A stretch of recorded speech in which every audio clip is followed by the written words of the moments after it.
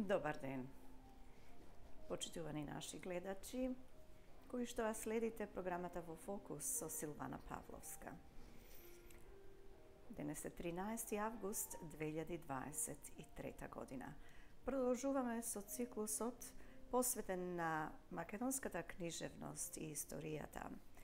Поточно, делото на Димитар Митрев, насловено Пиринска Македонија. Денеска четивото се вика Положбата и борбата на македонците во Бугарија по завршетокот на Првата светска војна. Тројната поделба на Македонија му нанесе тежок удар и на народот во нејзиниот пирински дел. Колку трагично, толку иронично одекна вистината дека токму македонците од овој дел на Македонија, кои дадоа најмногу сили и жртви во борбата против велико-бугарскиот врховизам, попаднаа во составот на бугарската држава.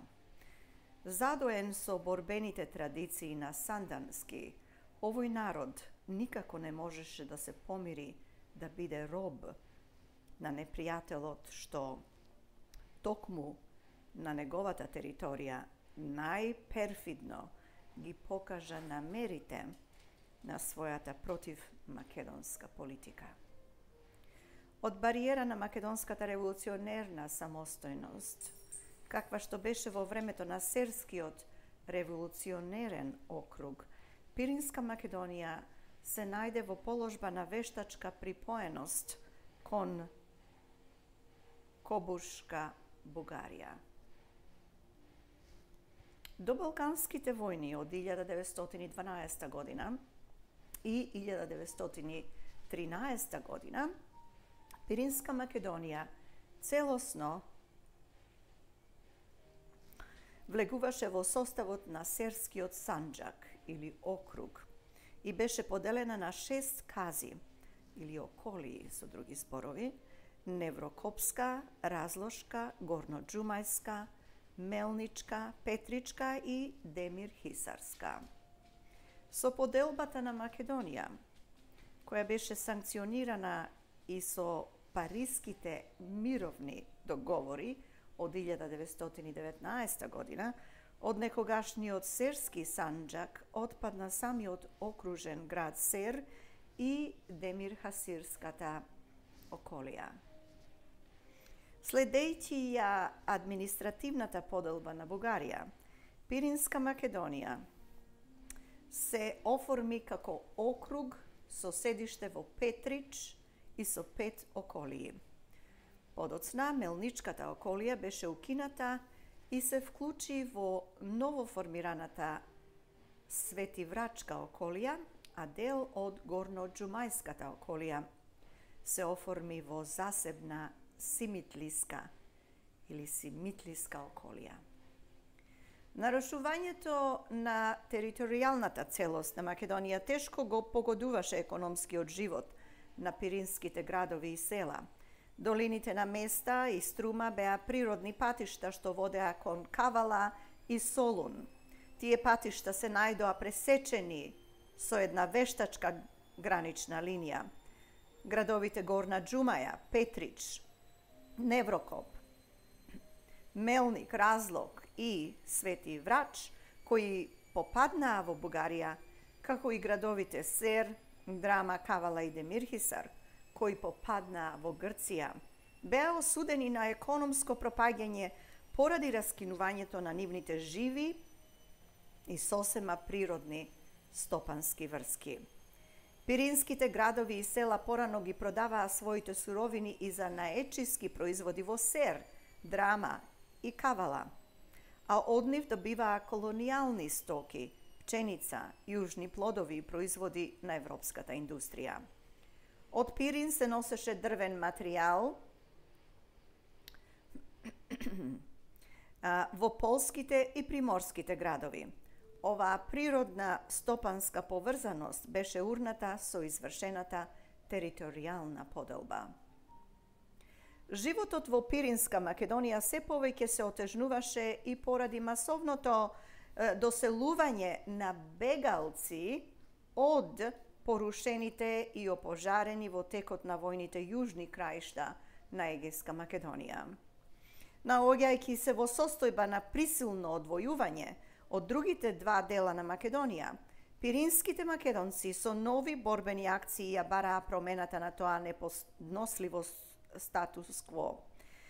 Историски, национално, економски, во секој поглед судбински сврзани со македонците од другите краишта на Македонија, тие и во новите тешки услови ја пројавуваа својата борбена патриотска компактност. Таа пак компактност се подсилуваше од фактот што по војните македонците представуваа 96% од општиот број на пиринското население, вкупно 235.000 жители на територија од 6.798 квадратни метри. Длабокото незадоволство на масите од општата тешка состојба во која беше фрлен македонскиот народ, брзо најде своји енергични и испробани изразители. Тоа беа во прв ред останатите живи раководители, идејци на бившиот серски револуционерен округ. Тие и порано и со крајна реалистичност укажуваа дека завојувачката и денационализаторска политика на балканските држави води единствено кон распарчување на Македонија. Затоа нивната главна борбена острица беше насочена против врховистичката агентура во македонското движење. Серчани одамна беа познати како непомирливи борци против великобугарскиот врховизам, поставувајќи го во неговата противмакедонска политика на еден ред со великосрпскиот и великогрчкиот. Опасностите за кои некогаш предупредуваа, сега се јавуваа како една остварена реалност. Но и сега серчани не можеа да стојат со скрсени раце. Толку повеќе што настаните ја потврдија правилноста на нивната доминантна антиврховистичка линија и со тоа на своевиден начин го зголемија нивниот национално-политички престиж. И повеќе од тоа, тие и сега се слушуваа во гласот на масите и го следеа неговиот борбен патоказ.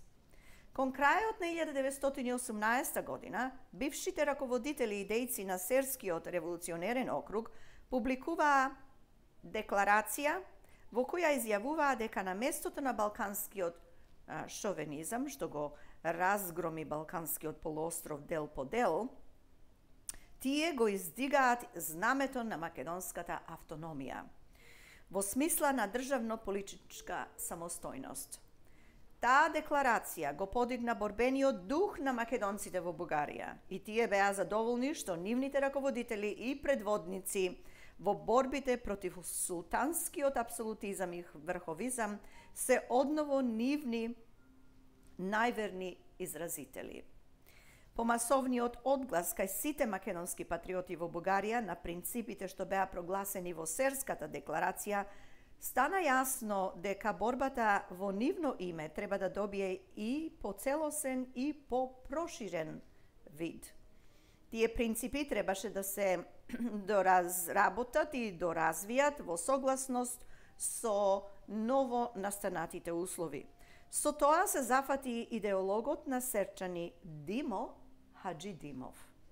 Публикувајќи ја во 1919 година брошурата Назад кон автономија, или назад поточно кон автономијата. Брошурата на Хаџидимов не беше само синтетизиран осврт на борбите на македонскиот народ против султанското поробителство и странските пропаганди и интервенции, ами и остро разобличување на сите скриени и отворени маневри и акции на великобугарскиот шовенизам. Карактеристичен беше и фактот што таа брошура, која се покажа уништувачка во однос на великобугарската реакција, отворено го постави и прашањето за односот што треба да го имаат кон Македонија левичарските партии во Бугарија. Нивната левичарска ориентација може најсигурно и најефикасно да се провери доколку тие партии и на зборови и на дела се за правото на македонскиот народ на национално самоопределување. Заклучокот во таа смисла беше дека не е потребна некаква општа фразеологија за катастрофите до кои доведе великобугарскиот шовинизам, туку конкретно согледување на трагичната национална состојба во која беше фрлен македонскиот народ и конкретна поддршка на неговото ново борбено национално движење, кое ја бара промената на создаденото со војните неподносливо статус кво. Да и се даде кредит на денешната бугарска политика, пишуваше Хаджи Димов, тоа значи да се предаде македонскиот народ на полно самоодрекување. Но тоа не може да биде, тоа не може да стане. Се работи за цел еден народ кој не може да се жртвува за една политика. Затоа автономијата или автономната идеја ја зафаќа цела Македонија, бидејќи е таква желбата на македонскиот народ. Тоа се зборовите на Хаджи Димов. Новите акции на Серчани и мајки зад себе масовната поддршка на македонците во Пиринскиот крај брзо и ефикасно одекнаа и кај патриотските маси на емиграцијата во Бугарија. Како и во минатото, тие акции ја најдоа поддршката и на други македонски револуционерни дејци, антиврховисти и заштитници на македонската самостојност. И Серската декларација се јави како обединувачка платформа за изградувањето на општ македонски револуционерен фронт во името на една неделива и целосна Македонија, што би била моќен фактор за прогресот и омиротворувањето на балканските земји. Бргу по појавата на декларацијата на дејците од бившата Серска револуционерна организација, започнаа советувања помеѓу македонските револуционерни дејци за создавањето на едно широко борбено движење на македонските маси во Бугарија. Потребата од едно такво движење стануваше уште поналожителна во моментот на непосредно престојните мировни договори. Со оглед најмногу на фактот што меѓународниот Ареопаг, кој требаше во Париз да ја прекројува судбината на народите, шумно го прогласи сообразувањето со принципот на самоопределувањето на народите. Настана кај македонските маси една општа психоза, зашто поголема општествено-политичка активност управена кон признавање на македонскиот територијален интегритет. Во тоа, меѓу другото, беше конкретната смисла на издигнатиот лозунг назад кон автономијата, да се истакне со него дека македонскиот народ има свој определен државно-политички идеал, во чие име водел продолжителни борби. Бегалците сакаа да се вратат во своите родни краишта. Пиринските македонци да ги обноват природните врски со другите сонародници и воопшто родолюбивите македонски маси во Бугарија го бараа создавањето на една целосна и самостојна Македонија. Во резултат на таа нова борбена психоза се дојде до формирањето на привременото представителство на бившата внатрешна македонска револуционерна организација. Иницијаторите на тоа ново раководно тело на македонските маси во Бугарија настојуваа уште со самиот свој наслов да го потцртаат континуитетот со организацијата, што се покажа во минатото како најверен изразител на националните стремежи на македонскиот народ. И не е случајно што во составот на привременото представителство влегуваа низа познати соборци и соработници на најистакнатиот раководител на некогашната ВМРО Гоце Делчев, како Ѓорче Петров, Димо Хаджи Димов, Петар Поп Арсов, Туше Деливанов, Ризо Ризов, Михаил Герџиков, Христо Јанков и други. На иста борбена линија со нив беа раководителите на Серскиот револуционерен округ: Александар Бујнов, Таската Серски, Георги Скрижовски, Чудимир Контарджиев, Стојо Хаджиев и други дејци попорници на македонската самостојност. Така се изгради едно раководно борбено јадро што имаше зад себе голем револуционерен кредит и докажана доверба кај масите од сите делови на Македонија. На 9 март 1919 година обединетите во привременото представителство, раководители и дејци на бившата ВМРО, упатија апел кон македонските маси во Бугарија, во кој изјавуваа дека ги примаа сите основни, тоест поставки од декларацијата на бившите серски револуционери и дека сета таа своја дејност ќе ја упатуваат кон извојувањето на целосна и слободна Македонија како суштествен предуслов за создавањето на идната Балканска федерација. Веднаш потоа, привременото представителство го започна формирањето на своји локални организации насекаде на територијата на Бугарија, каде што живеа бројни македонски маси. Поголемиот број на емиграцијата, бегалците и пиринските маси брзо навлегуваа во тие организации. Тогаш почна излегувањето и на органот на представителството, листот Билтен. Во него се објавуваа програмни статии што ги доразработуваа принципите на македонската самостојност. Со посебна задлабоченост и острина на разобличувањето на великобугарската политика како катастрофална и за македонскиот и за бугарскиот народ, се истакнуваа статиите на Ѓорче Петров, Димо Хаджидимов и Христо Јанков. Доста простор им се даваше на дописките што информираа за масовни собири во Пиринска Македонија, кај имиграцијата и кај бегалците. На тие пак собири им се даваше целосна подршка на издигнатите од привременото представителство длабоко патриотски барања. Од сите тие бројни дописки можеше јасно да се согледа дека настанало едно вистинско народно движење и дека масите во Пиринска Македонија, патриотските кругови на емиграцијата и бегалците немаат подруг идеал од оној на една целосна, слободна, неподелена Македонија. По сите пирински градови и по големи села се одржуваа митинзи на кои се бараше од привременото представителство до крај да ја брани својата национално револуционерна платформа. И може да се рече дека тоа беше момент на вонреден национален подем кај масите во Пиринска Македонија. Имајќи ја поддршката на македонските маси во Бугарија, привременото представителство премина и кон покрупни акции од меѓународниот карактер. Најзабележителна акција од таков вид беше упатувањето на свој представник и на свој апел до Мировната комисија во Париз.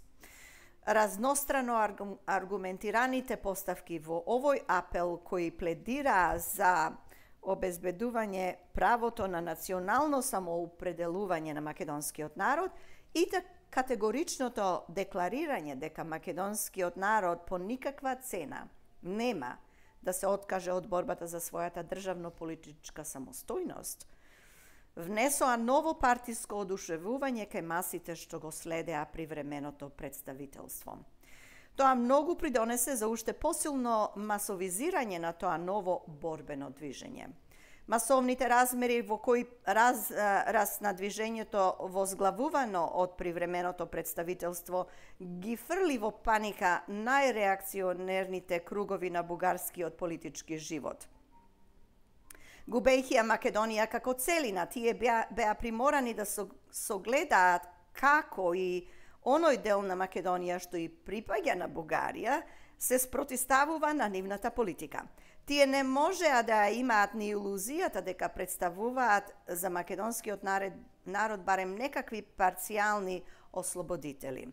Новото борбено движење в корен им ги пресекуваше надежите за некакво духовно припојување на пиринските македонци кон бугарската национална заедница. А воените катастрофи извршија од своја страна полно разуверување кај самите бугарски маси во шумно прогласените национални идеали.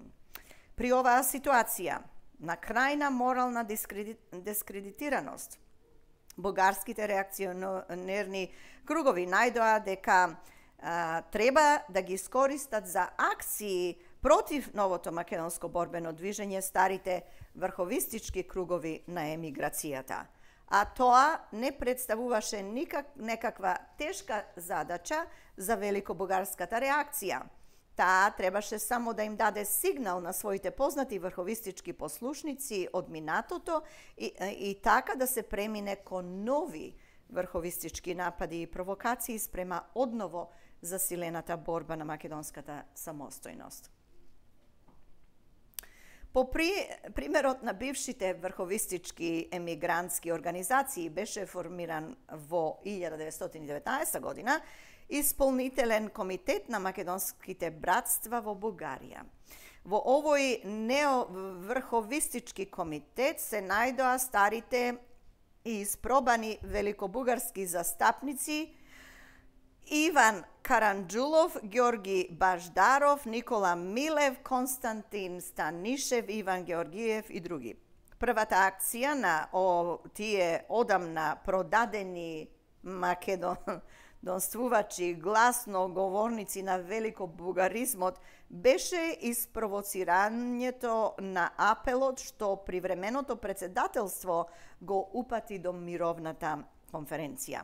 Како пандан на апелот што ја најде поддршката на македонските маси, Исполнителскиот комитет испрати во Париз свој меморандум со кој се бараше од силите победници Македонија да биде присоединета кон Бугарија. И во меморандумот, и во други своји публикации, Исполнителниот комитет тешко можеше да се оглуши од принципот на автономијата на Македонија, бидејќи тој беше широко прифатен од македонските маси. Бесилни да го одрекнат овој принцип во неговата историска и актуелна сушност, новите врховисти настојуваа да му ја наметнат нему старата врховистичка облека.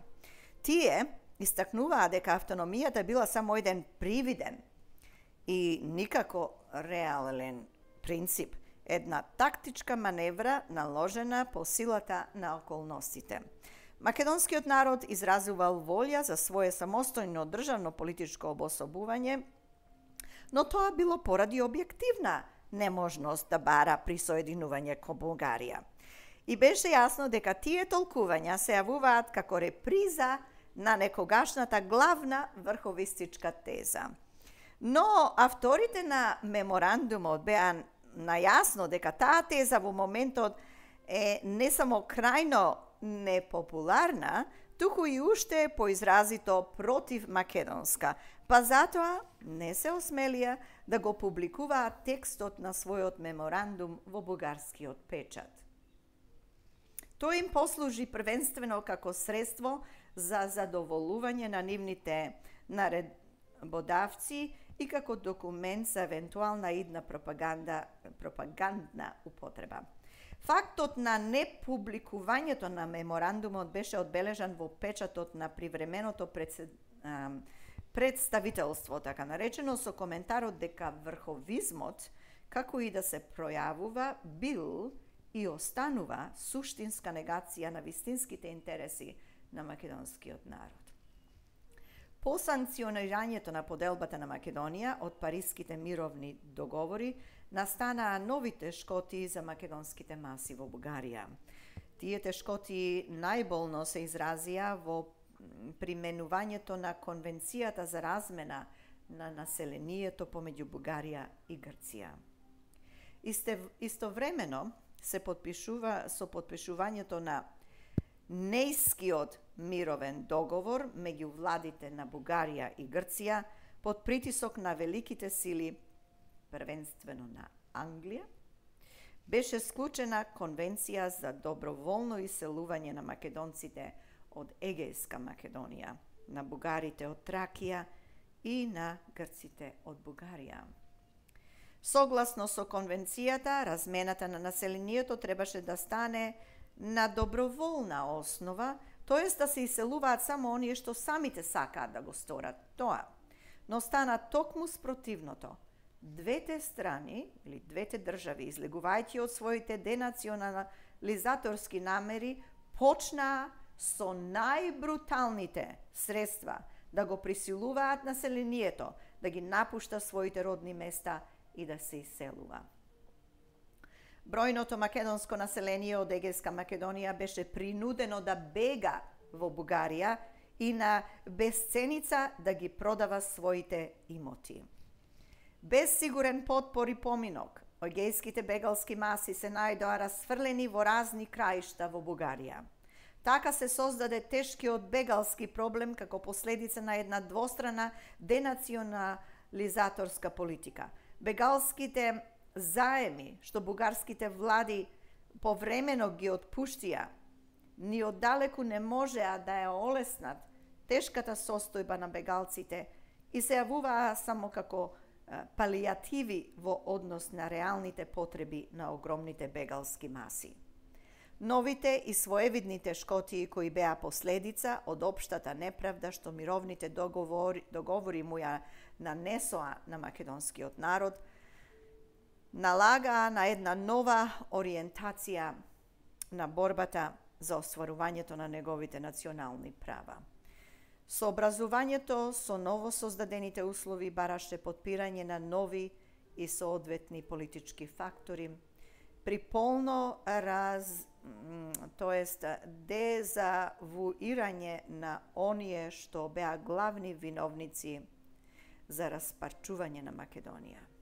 И таа нова ориентација настана брзо, но не и изненадно. Брзо, но не и изненадно. Ете, тоа беше денешното четиво од книгата на Димитар Митрев, насловена Пиринска Македонија. Јас ви благодарам за вашето внимание, се слушаме наскоро. Се најдобро.